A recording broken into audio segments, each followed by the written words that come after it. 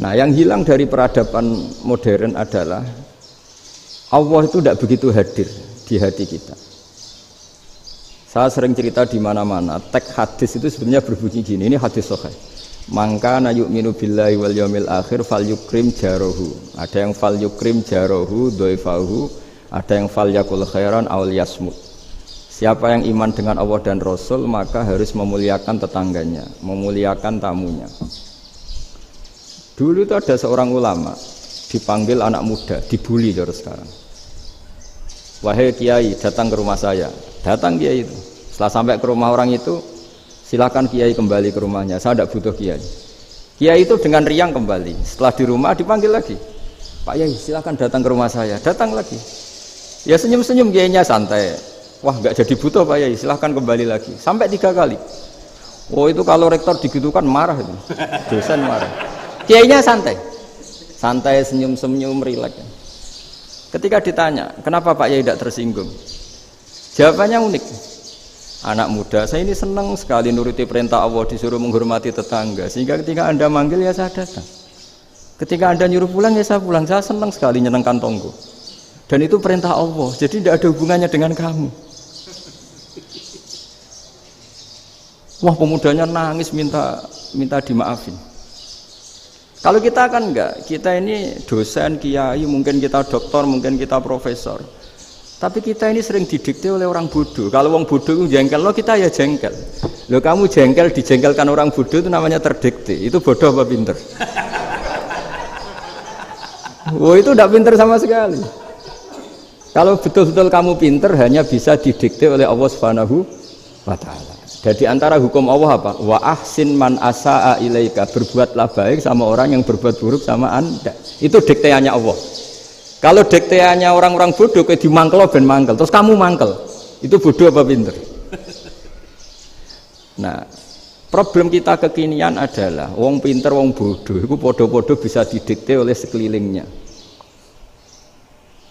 Terus karuan wataknya perempuan seperti itu, wataknya anak-anak seperti itu, kita didikte.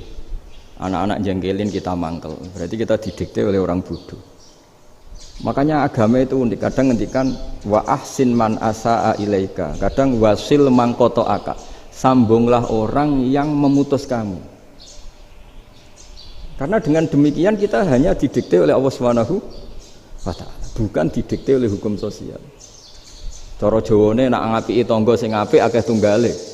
Berbuat baik sama yang berbuat baik pada kita itu, mbok orang fasik ya seperti itu, maling ya seperti itu, sama. Tapi kalau berbuat baik sama orang yang berbuat jelek sama kamu itu baru luar biasa. Dan memang teksnya hadis wa ahsin man asa'a ilaika, berbuat baiklah sama orang berbuat buruk sama kamu.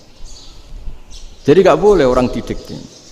Makanya ngaji di sini diantaranya saya akan cerita dalam sebuah hadis sahih, dalam hadis hasan yang diriwayatkan Imam Tirmidzi, ada kalimat dari Rasulullah SAW. Dawe Nabi, la takunu imma'atan taquluna in ahsanan nasu ahsanna wa in zalamu zalamna walakin watti'u anfusakum in ahsanan nasu an tuhsinu wa in asa'u alla tazlimu.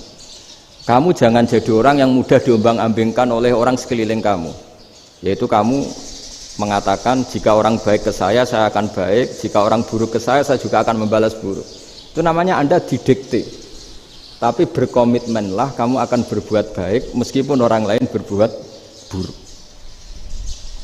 Nah sekarang logika sosialnya begini, kalau di Indonesia itu ada 1000 kiai, ada 1000 profesor yang ingin membenahi Indonesia, rata-rata orang awam itu semau gue, terus mereka mendikte kita, perilakunya nggak simpatik, perilakunya jengkelin, terus 1000 profesor ini ikut jengkel, itu kira-kira jadi solusi apa goblok bareng ya?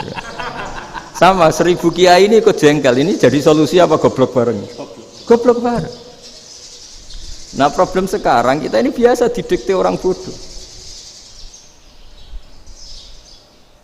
Nah makanya ciri khas orang muslim itu kata Nabi, mangkana yu'minu billahi wal yaumil akhir.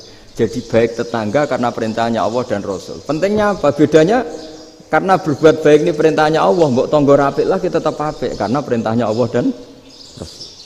Begitu juga dengan hubungan dengan istri, dengan anak. Bojomu lagi cerewet lah ya tetap apik.